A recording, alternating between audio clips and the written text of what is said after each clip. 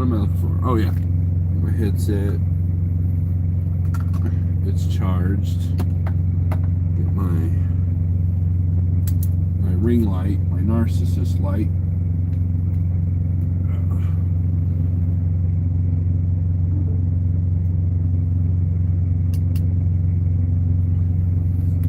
That there. Cool. And we're live with the narcissist light.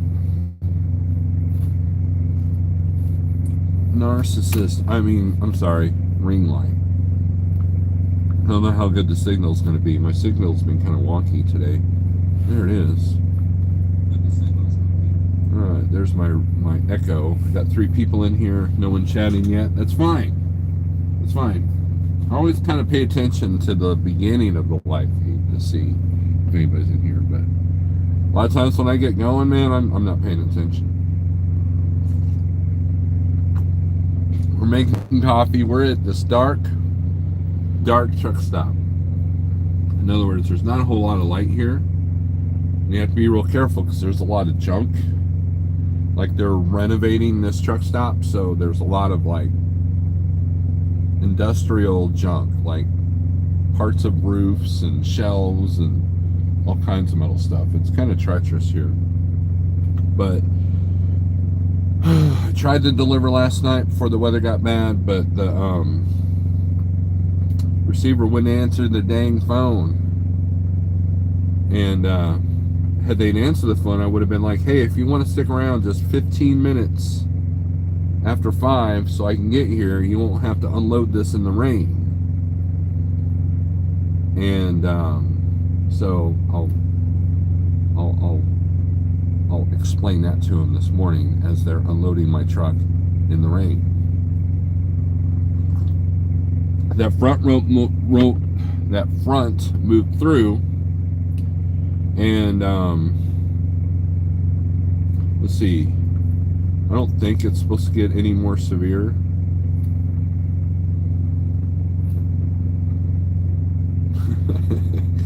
But it is going to be raining for a little bit. That's the radar. So yeah, not great. Now, Big Rig CO, he called me yesterday. You know, I kind of made fun of him for not doing a video for 3 years, and then he made fun of me because he goes, "Why are you going up to Lebanon, Missouri?" I said, "Well, because this load paid well and it was easy, it was light, and if I don't find anything, I can just go home." Which I'll find something, maybe. But it puts me at the very tip, outer edge of that weather, which I wanted to be out of completely. He goes, "Hey, you're just probably going to go home." I'm like, no, I want to work. No, you're going to go home. Well, we'll see. It's very, very tempting. Because despite the fact that I'm not dispatching this week, I did make a fairly decent coin doing the dispatching for last month. So, did all right there. It's multiple streams of income. That's the way to go. So let's do some shout outs. We got 9 people in here, which is fine. All right. Oops. SRO Logistics. Scott, what's up? Donnie Luke. Good morning, Sam. I am. Morning. Big Houston. How's it going? Nomadic Brit. Smooth Trucking. The Beard. Trucking with T-Bone. Morning. I'm thinking about changing my name back to just Snorelord. I've got someone working on a logo. Hopefully. Maybe. And we might even get our logo on a coffee mug, just like this. Because, you know, why not? Right? Lansing, you go to Lansing, Ohio? Oh, Lansing, Michigan. I'm sorry, that was mean. Yeah, you're screwed. It's weird. So, north of Kansas City is going to get 1 to 3 inches. Central Missouri is going to get the bulk of it with 6 to 8 inches. And then we're in the 1 to trace or trace to 1 inch area. literally the southern tip. And this is a little bit more northeast than I wanted to go. But again, and I knew this challenge going into it. When I took the load to McAllister, Oklahoma, I knew that there would probably be a challenge to get something that wasn't stupid on the deadhead, and I was right. I did deadhead about 110 miles to Fort Smith, but I figured the simplicity and easiness of this load would compensate for the weather. So, but you know, it's not like I don't know how to drive in bad weather. I'm not an idiot. You know, yes, complacency kills and all that, but it's not like I don't know how to do it. In fact, I was playing the Uber driver at home when we had our 9 inches at home. So, but it's the cold. It's the cold that I'm really kind of not looking forward to. I think the forecast, let's see, forecast Springfield, Missouri. 36 now. And it's not supposed to get below freezing until about 10, 11 a.m. And it's been warm here for a couple of days, so it'll be a while before things start freezing around here. But tonight it's supposed to get down to 12 degrees, but sunny tomorrow. So who knows?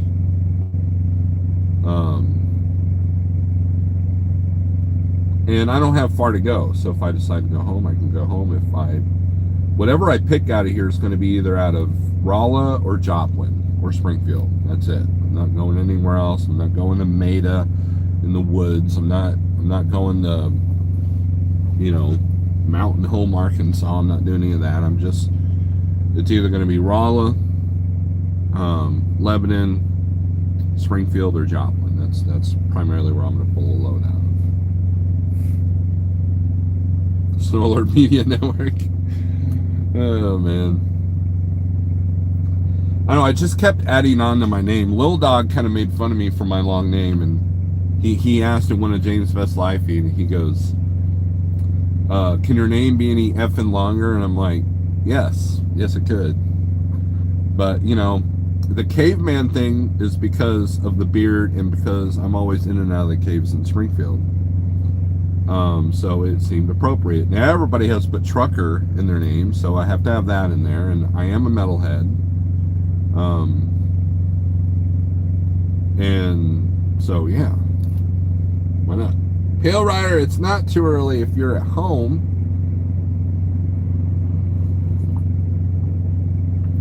It's the ice, not the snow, that bothers me. Well, yeah, the cold for sure. Well, that's the thing. So if it's snowing, but it's like 28, 30 degrees, the plows work, the salt works, everything works. When you get in the single digits, everything becomes brittle. A simple act of getting fuel becomes more difficult. If you have to do something mechanical, like put on wiper blades, or anything that your hands are exposed, it becomes difficult. Sometimes the grease freezes on your fifth wheel, so there's more chances of jackknifing. So I mean, it's just, and it's harder on the engine, it's harder on the oil. It's just the cold is just brutal.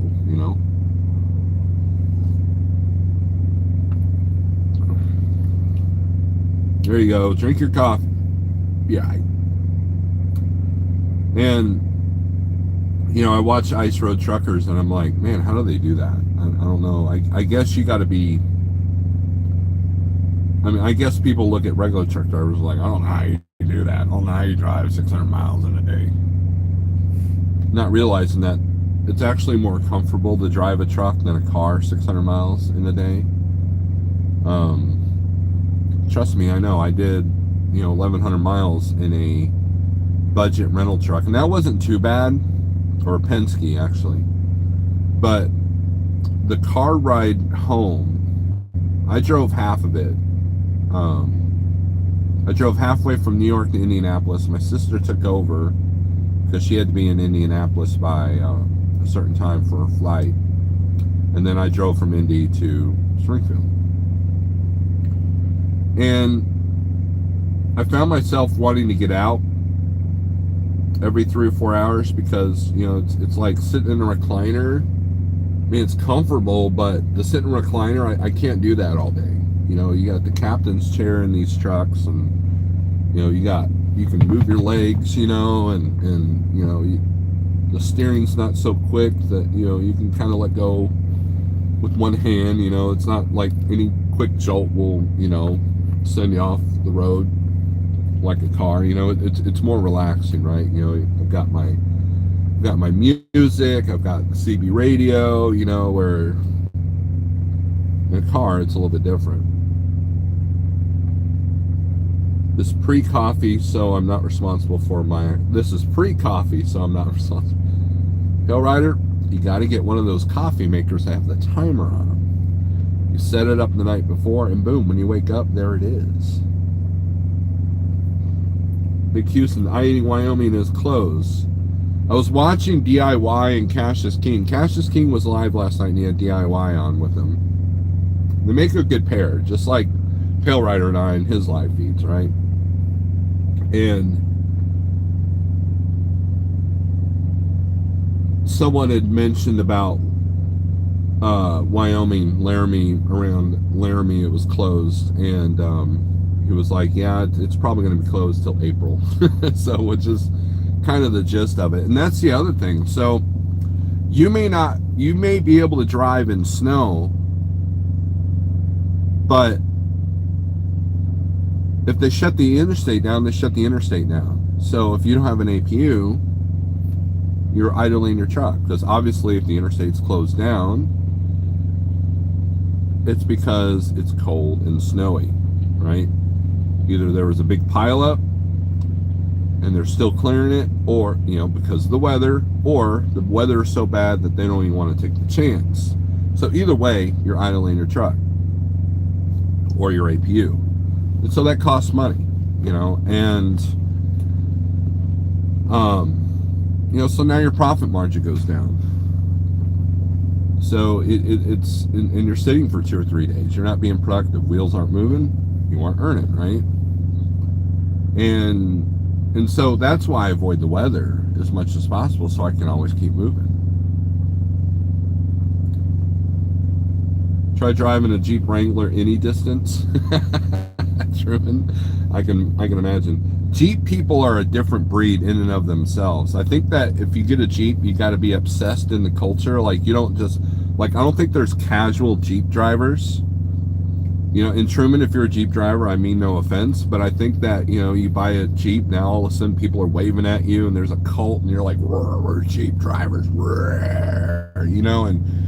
you buy the t-shirts, and you buy the cool bumper stickers, and you're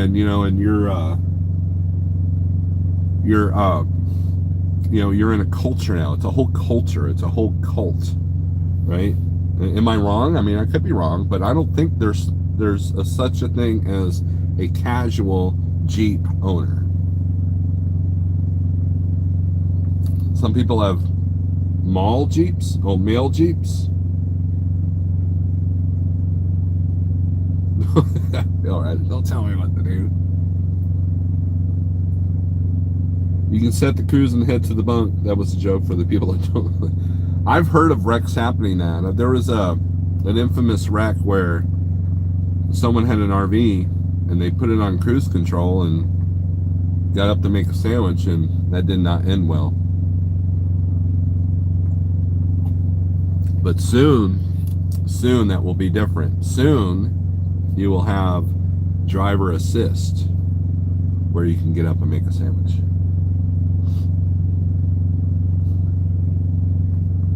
Oh, mall Jeeps and everything. Remember that movie Cars? There's during the credit scene, there was like the military character. He was like giving lessons of 4-wheel drive, and there was a guy with a Hummer with the big wheels, and he's like, I've never been off-road. That's what that reminds me of. Mall. So yeah, you meant the same mall. Josh the Vegan, what's up? Robert Daniel, good morning. Jeremy Rice, good morning. It's cold. It's getting colder.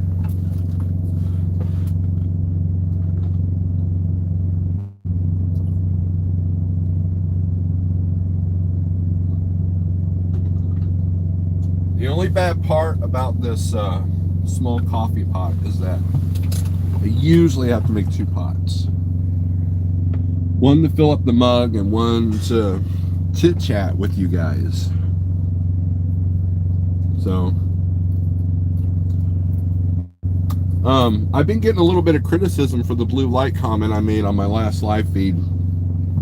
Nothing bad, just people think I'm starting to lose my mind a little bit. And maybe I am, maybe I'm not, but I made some observations this morning after waking up with a weird dream. And think about this, okay?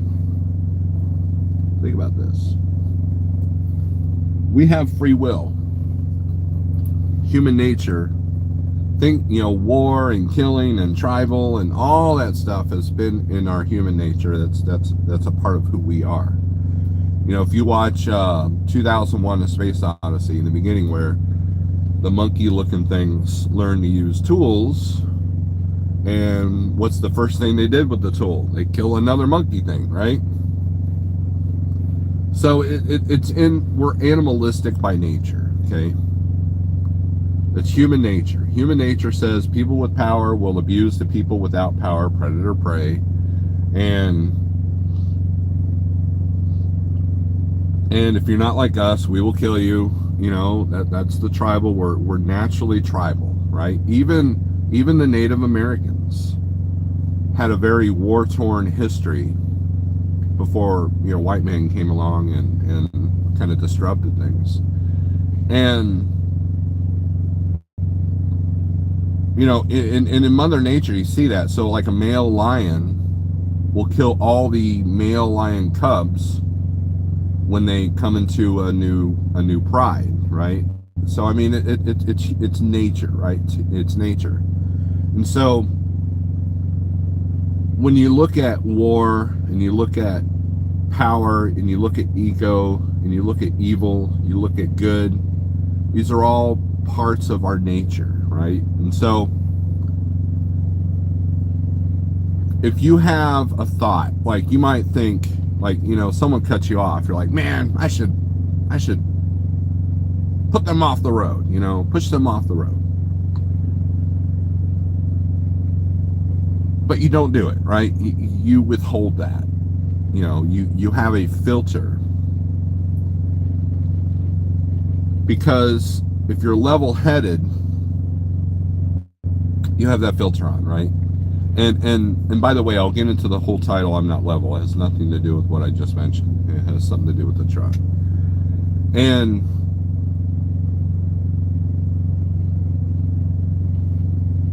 humans have evolved from the weird monkey men to what we are now. And throughout the years. So if you look at like some tribes in South America that are like completely still away from anybody, they're secluded. You can only spot them from planes, if you're flying over. Not much has changed with these people, right? But when you put them, if you were to take one of them people and put them in our environment, suddenly they would become sick because their bodies have evolved to their environment. And so you have to think about that. Well, why would they become sick? Well, because they don't have the same antibodies that we have. They don't have the same self-defense, immune system. That's the word I'm looking for. And so the viruses would be a problem. Viruses that they would never be exposed to, like, the common cold. But put a donut in their hand, give them a TV, and that's going to change their brain. It's going to change their physical aspect as well. Their gut health is going to change. Their skin health is going to change. And it'll be too much too fast, right? And so obviously the things that we have today have changed us. It has changed our physiology. It's changed everything about ourselves, right?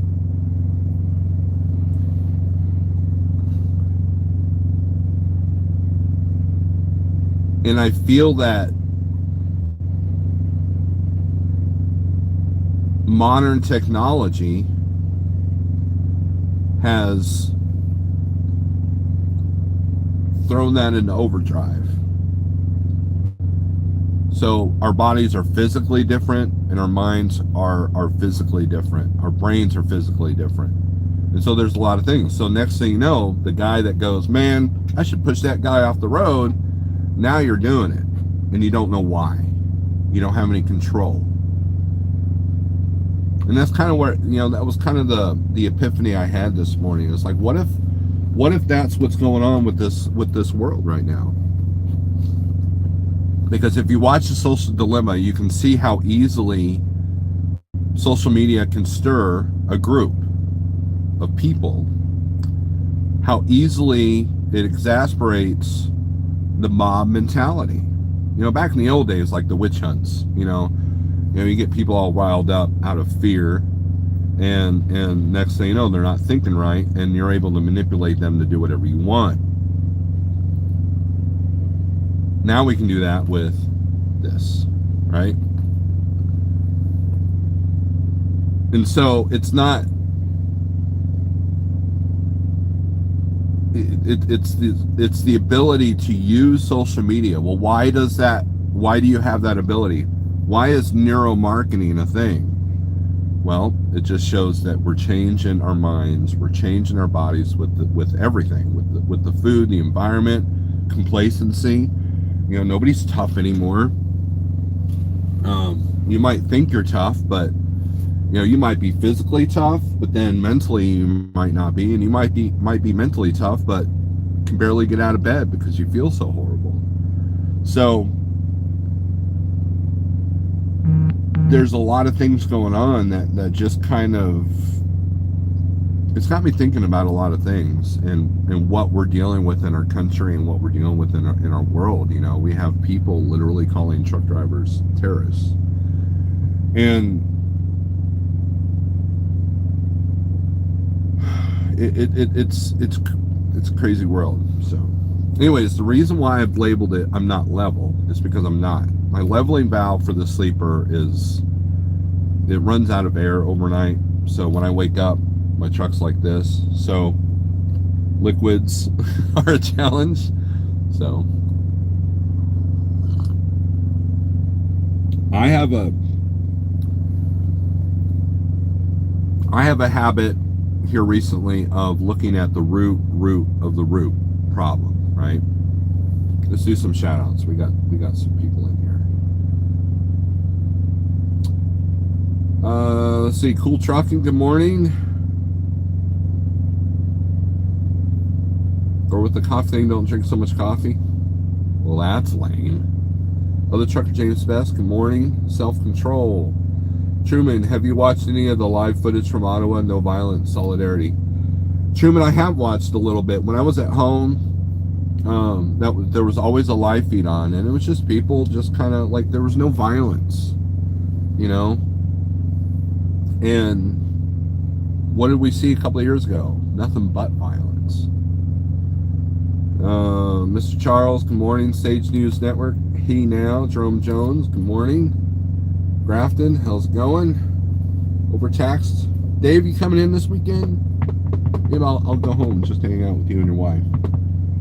Just to hang out with you guys. You picked a hell of a weekend to come back, though. Oh, man. It's going to be crappy here. It's going to make you feel like home. But the difference is this happens like twice a year, whereas, up where you live, it's like from October to May. So you need to get with me later then, because more likely, unless the right load pops up, I'm probably going to go home, and then maybe if the weather clears by Saturday, I might grab something Saturday or Sunday. We'll see. I've already hit my quota for this week, so that's that's without the dispatch. That's just from the truck. There was a time where I remember it was kind of a struggle to get $4,000 a week, when the rates were getting lower and you had to book ahead, and if you had one missed load or one missed day, you were kind of scrambling a little bit. But now it's like, you make that in 3 days. Now, with that being said, though, my fuel bill this week is higher in, what's today, Thursday, 4 days, than it's been in a normal week. So there's that. So it goes to show you that, the gross is up and the net's down, or if not the same as it was before. So just know that. But yeah, these are just my thoughts this morning. So I woke up from a weird dream, and I just started writing down all these different things, and So think about the TV show America's Funniest Home Videos. Bear with me here, okay? That show is very popular because people want to see people do stupid things. People want to see you fall down. They want to see your pets do stupid, cute crap, or, it's funny when the dog falls down, or it's funny when your kid falls down, or there's a part of our brain that's entertained by that, okay? Just like the part of the brain that creates the backups whenever there's a big wreck, because people are rubbernecking. It's in our nature, right? So you take YouTube, you take Facebook, you take Twitter, and they take those properties of the mind, and now, next thing you know, you're up at midnight watching YouTube of dash cam videos, or you're watching Fail Army, or you're watching, police shooting incidents, or you're watching, even happy things, like Facebook, there's a few pages that give you the happy news of the day. And there's a page that I follow, it's called Mike and Molly, and it's a dog and a bird that have a friendship, like I forget the kind of bird, mynah bird. And it's in Australia, and it's funny to watch these, and it's kind of like when you're in the sea of doom and gloom and fear mongering and fear porn and all that. It's good to see a dog and a bird, doing things that are cute and happy and stuff like that. You can't just dwell on the darkness, right?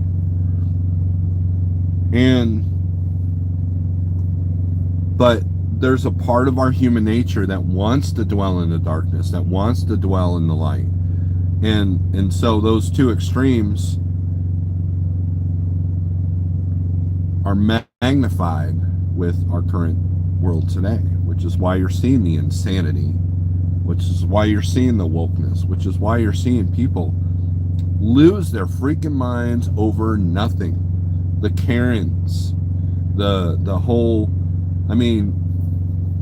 people have always reacted negatively towards things, don't get me wrong, human nature, but I think it's been magnified. What's the source of that?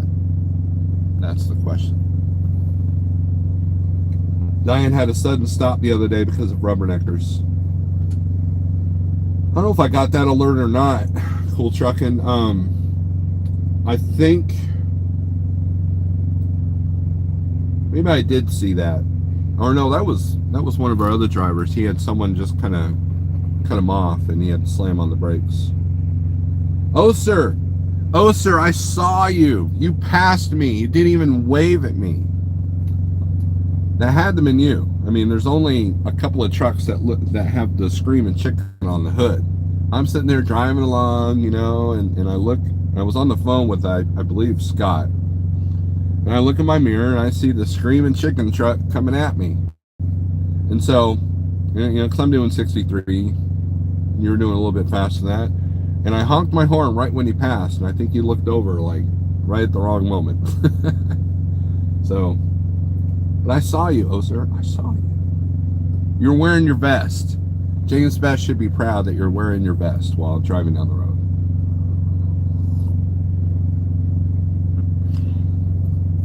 Good morning, John. Did you get a good nap in? Did you sleep okay since you went to bed so early during Pale Rider Speed?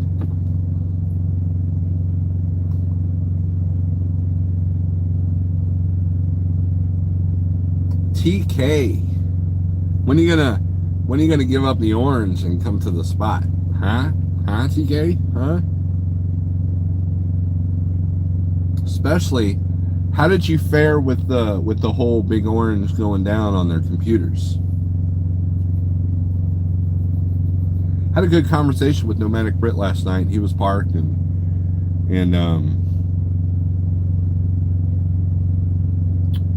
we talked about a few things, and we talked about the Shiner thing, and he books himself way far ahead. I think that's pretty cool. I was always like maybe 2 or 3 loads ahead when I was at Shiner. Orange or die. John got a good nap. Good deal. Good deal. So.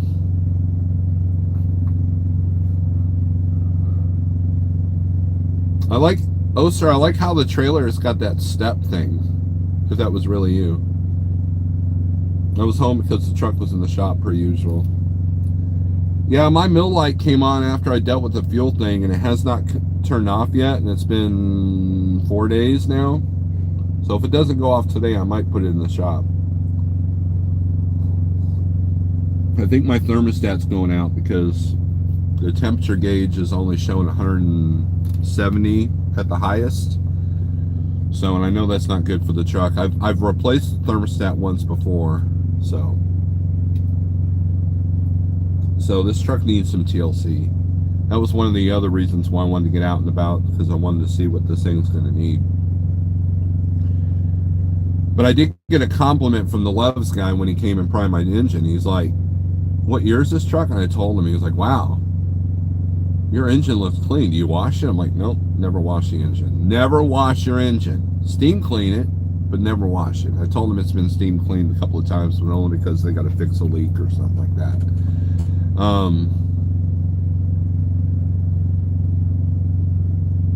The brakes are probably going to be due this year.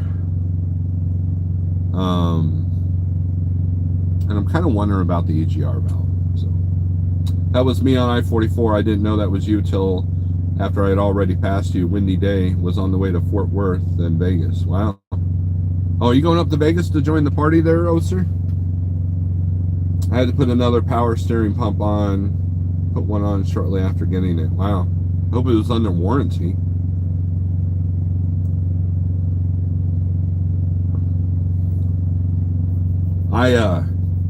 Your truck's the same age. You put your truck a little bit more tortured than I do. TK has the same truck I do.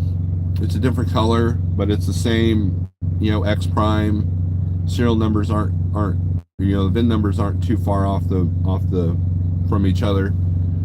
But TK, I imagine you probably got over 900,000 miles on your truck. Meeting some friends today, then heading north. All right, Dave. We'll hang out. 856. So I've got 7. What do I got?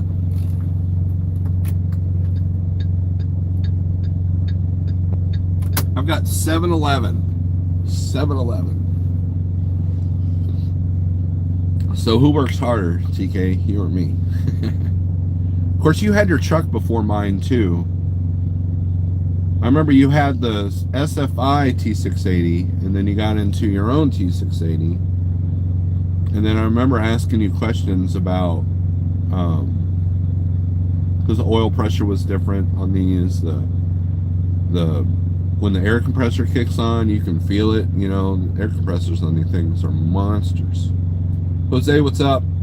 The stair steps have been a game changer. Got it on Amazon. Holds 600 pounds, 4 bolts, safety first. You know what, Oser? Send what you got to James so James can send it to me, because I don't think you have my number. Or you can email it. Email the link to that, because I would like to get that for my own trailer. A lot of times I'm begging the receiver or shipper, "Hey, can I go up there and get my straps or strap it down?" So I don't have to climb in and out. Now, since I've lost my weight, it makes it easier to climb in and out, but it's still a little bit dangerous. A lot of injuries occur for truck drivers getting in and out of their trailers. I remember I was training a guy.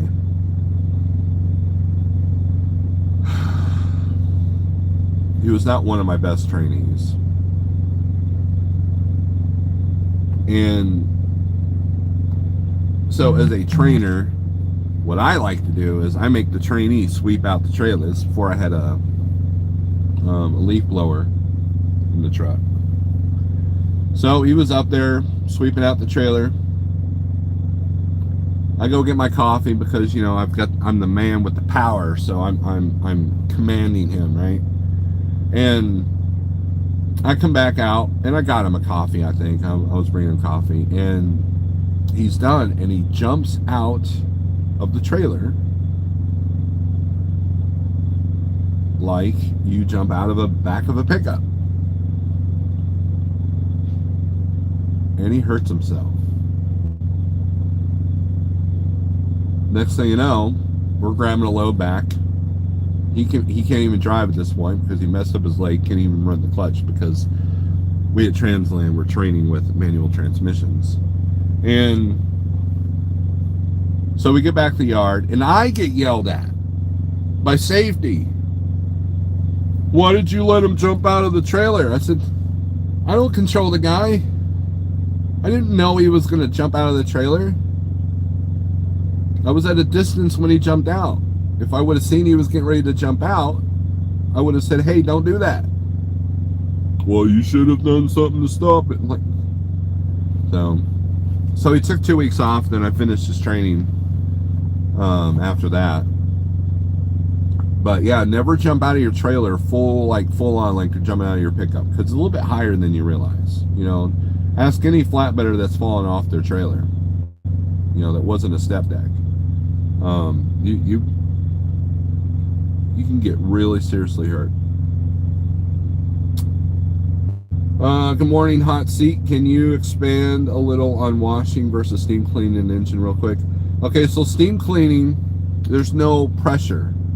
Whereas if you're washing, you're using a high pressure hose, like, you know, your truck wash.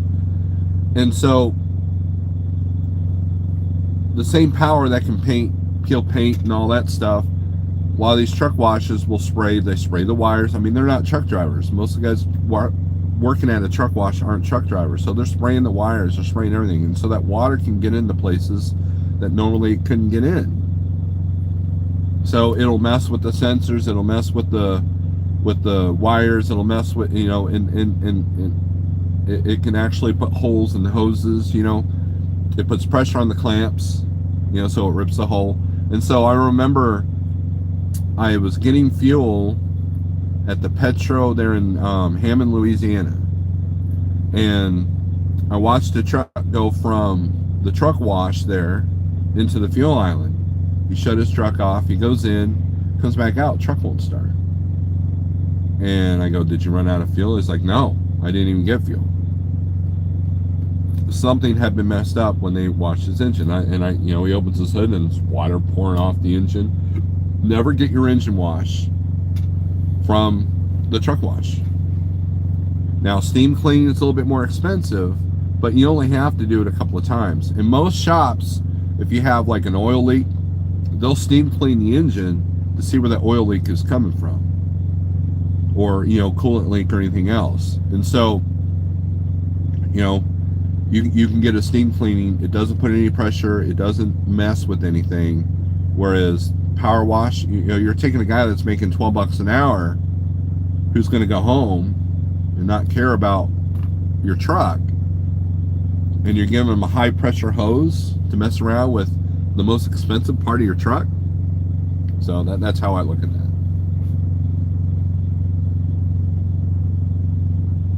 You fell off a grain hopper and broke your ribs. Shannon, good morning. I think it was like 210 or something. Yeah, I'm all about spending the money for that.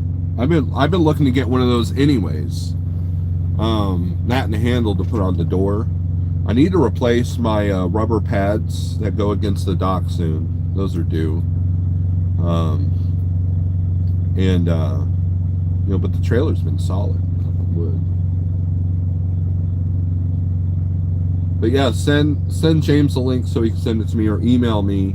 Email's in the description. You can email me the Amazon link that you got it, because I will buy one today if it's available. So I kind of wish I could have seen it up close. I just saw it as you went. Vroom. Motor washing equals shop bill. Yes, Big Houston, yes. So if you want, look, I understand getting the motor clean. It looks good, right? Use the steam cleaning. And that'll get rid of most of it. So, but anyways, the guy that worked on my truck, he was like very complimentary. He's like, wow, this is pretty clean for an 8-year-old truck. And I took pride in that, because, any major oil, well, any major leak you need to look at anyways, but any minor leaks I've had taken care of. I have a minor leak in one spot that I'm keeping an eye on, and that'll probably be addressed next time I'm in the shop. Word is cops showing up in force in Ottawa. ZOT channel running a live stream up there, real-time news. Let me search for that. ZOT.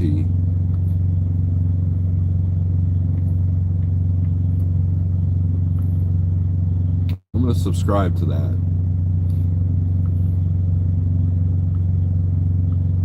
Oh, I can't do that on this one, so we'll do that.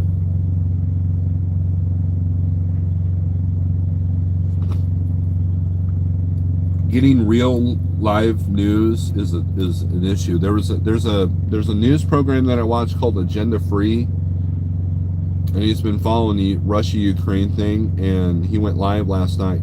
He was live early last night and said that if anything was breaking, that he would go live. Well, at about midnight or 2 a.m. he was live. So obviously something happened, right? And the problem was that I think he was using other social media platforms to get his news, which means that you don't know if it's accurate or not. And at the point in his life, he was like, I don't know if this is true or not. I've kind of given up on what's real and what's not. And that's the biggest problem with all of this. You ask one person, Ukraine's not worried about it. You ask another person, and they're like, they're training inside buildings, with guns to make sure that they can fight for themselves.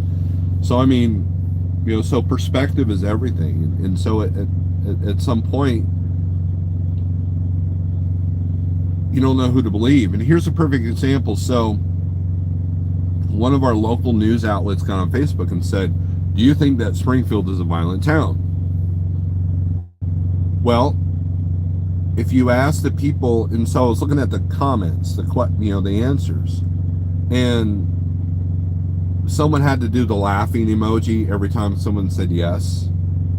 Like, well, this is nothing like St. Louis. You guys are pathetic. Ha ha ha ha ha. Again, that's human nature for ego and arrogance to say something like that. That's been magnified, right? People have lived in Springfield like me for 20, 30, 40 years. They will tell you, yeah, it's not a great place, because they've never experienced St. Louis or Phoenix or a place like that, right? I have, but I'm not sitting there like, oh, you Springfieldians don't know what.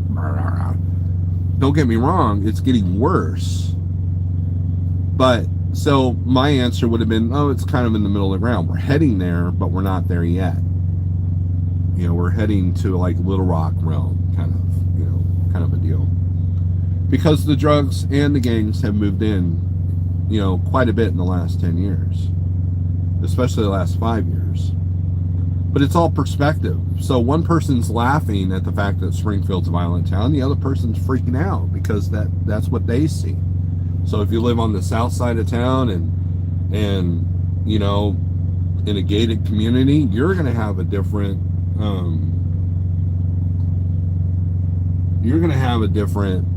perspective than someone who lives on the north side next to the crack house, right? So it's all perspective. The problem is everybody with the perspective's got a website. Everybody with perspective's got a Facebook page. Everybody with perspective has these silly YouTube channels that we like to watch.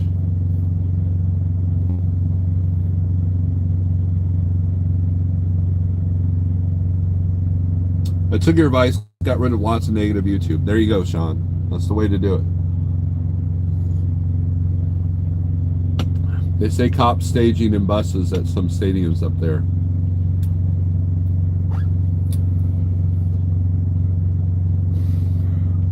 I watched Glenn Beck the other day. He did a report of what they're doing financially and some of the moves that they're making towards.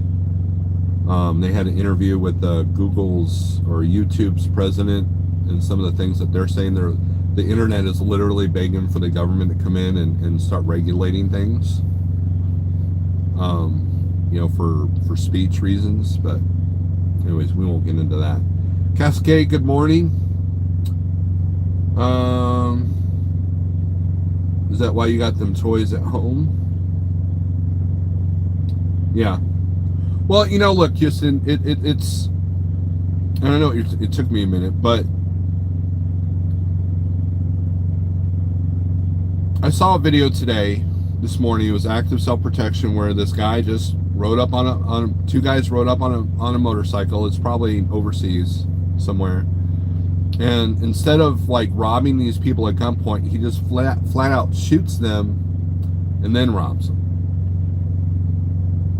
And we live in a country where we're privileged to have those toys. I live in a state where it's acceptable and easy to do, right? And with the things that I've seen, and knowing what big cities are like, and knowing what Springfield is heading to, and seeing that what truck drivers are dealing with these days, and seeing how people are losing their minds, you have to defend yourself. You have to protect yourself. It could be a can of mace. It could be, a sharp object. It could be a tire, thumper, or it could be a toy, a tool. And it doesn't make me feel invincible. It doesn't make me want to use it. It doesn't make me like, where's the fight at? I still avoid things like I've always done. But at least now, when someone approaches my truck, I have a defense. That, or at least a deterrent. And that deterrent's been shown once since I've been out there in my own town. There was a couple that was going door to door at the truck stop there at the Flying J in Springfield. And I was moving the toy. I was up on that shelf up there in the microwave shelf, and I was holstering it when they got up on my step and were going to knock and ask for money. And when they saw that, I didn't flash it, mind you. I just was holstering it because I didn't realize they were there. I looked down and they jumped off and ran. I'm like, oh, okay. So it could be a deterrent as well. And you see what's happening in Chicagoland with people just getting, like there was a case where the dash cam caught a guy with a backpack, and they found that driver shot, and so obviously they're looking for a guy with a backpack leaving the scene, and then was it Jason's Law, the guy that was at an abandoned truck stop because the customer wouldn't take him early, and he got robbed for like $80 or something like that. And they didn't even like give him a chance to give him the money. They just shot him. And so you have to be aware of your surroundings, and there's nothing wrong with having the ability to protect yourself from the surroundings, because we're living in some areas of this country, not all, but some are almost dystopian. Like if you go watch the original RoboCop, or if you watch, some of those old 80s dystopian films, we're kind of in that world right now.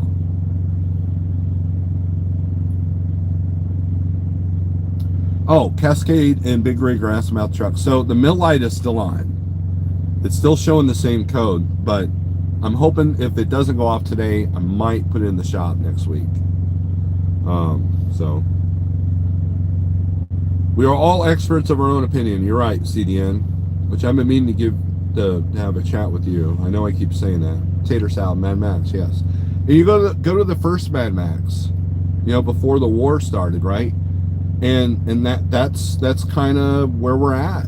There was a point where in the film where the criminal that killed Max's friend lawyered up and he went free. And there was nothing that the cops could do about it. And that's exactly what's happening in places like Seattle. They arrest these guys and they're out 5 minutes later. It's almost a revolving door in some of these justice systems. The system is broken because of corruption. The system design was all right, but when corruption and greed kicks in, throws it all the logic out the window. Curtis, what's up?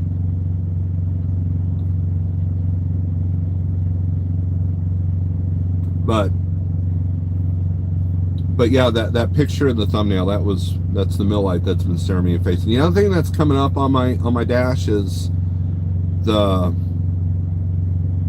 cruise adaptive cruise fault. So that adaptive cruise fault will come on if it's raining, and you're not able to set the cruise. Not that you should set your cruise in the rain, but when that fault comes up, a lot of times I can't set the cruise.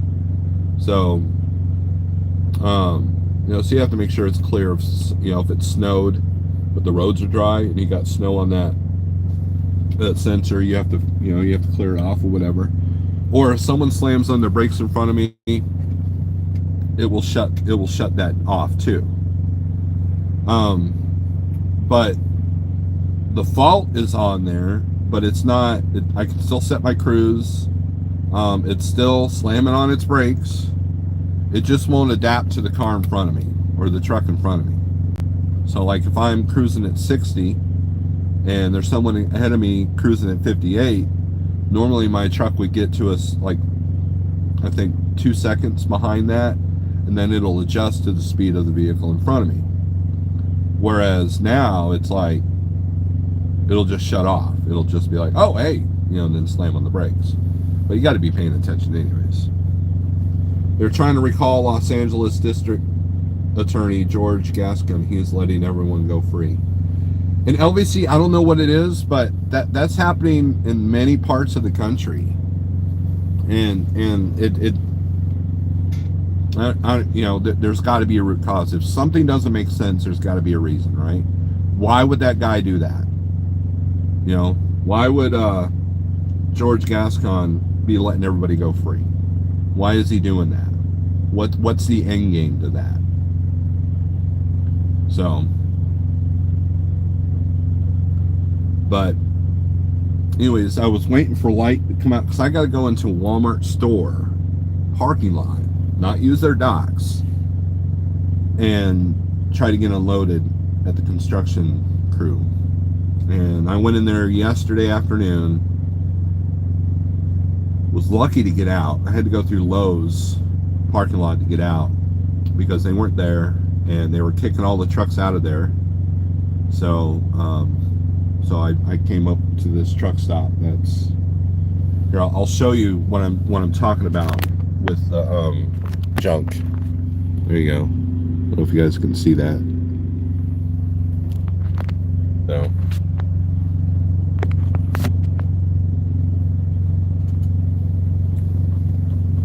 You're in George Soros payroll. Okay, so what's the end game with George Soros? See, we can make assumptions. We can you got a lot of theories out there, and there's a war against those theories. There's a war against information. There's a war against freedom of information, and that's the part that people should be paying attention to. And look. These screens make it a lot easier to do a lot of that. I watched your YouTuber Furry Potato get shot live, and when police got there, they put her hand Cuffs never charged the shooter. Let me read that again. I watched YouTuber Furry Potato get shot live, and when police got there, they put her in handcuffs, never charged the shooter. Tater Salad says socialism. When you look at the history of like what happened in Eastern Europe, you know, with like the harvest of sorrow, go look that up. A lot of the same, and then what happened in Africa, a lot of the same methods are being used. And you know, there's a great show called How to Be a Tyrant on Netflix. It's a documentary of these different dictator leaders and the methods that they use to get into power. And that's something to pay attention to. You know, but at the end of the day, look, here's the deal. At the end of the day, you can't control any of it. You have to know, you have to be aware to protect yourself and to protect your family. You know, and that's all you can do.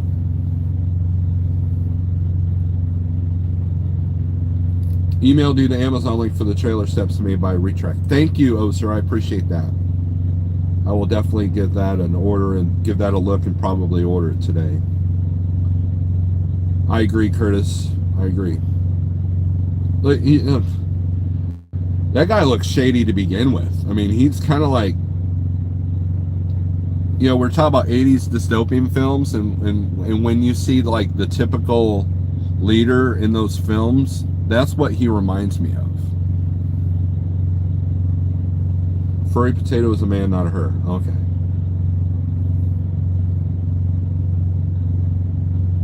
Cops don't like him because he films cops. I know, so that's kind of your MO now, LBC.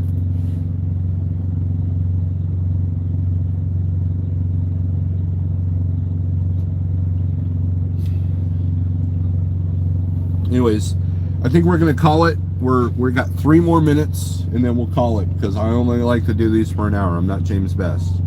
So, and I got stuff to do. I want to, if I can get unloaded and out of here before the cold hits, the better. I'm already seeing fire engines running around out here, so who knows what's going on. Let's take a look at the I-44 Google Maps thing.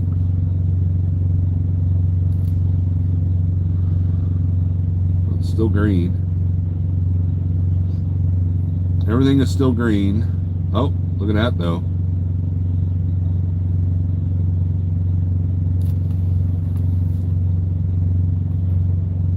Kansas City, you're not having fun right now. From Kansas City all the way to Columbia, Jefferson City. Yeah, that's not looking good. And I-35 between Oklahoma City and Wichita, not looking good either. And 135, I-135.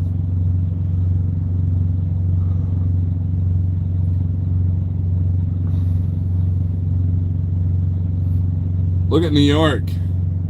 I don't think I've ever seen green lines in New York. Here's your trucking tip of the day. Look at your Google Maps and look at traffic.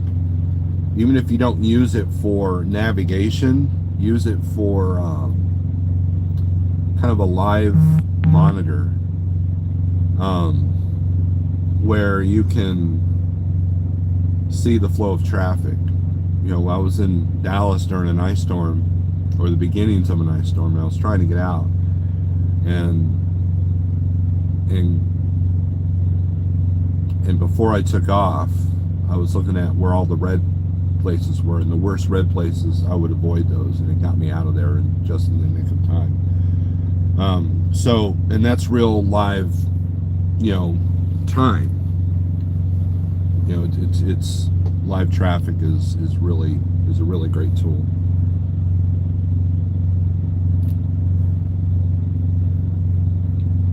Yeah, see, that's what I'm talking about, Curtis. You know, it's just, it doesn't make sense. There's no logic to that. There's no logic. I mean, I've seen people call black people white supremacists. That's the world we're living in today. So it's not just like that's human nature, but it's been magnified for one reason or another. You know what I mean?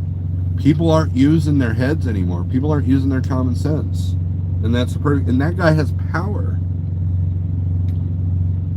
But anyways, Cascade, I saw that you sent me something, but you sent it to the phone that I'm on. So anyways, guys, I'm gonna get off here. Thanks for watching. If you've made it this far, click the like, thumbs up, all that crap. I'm actually working on a vlog, maybe. And be safe out there.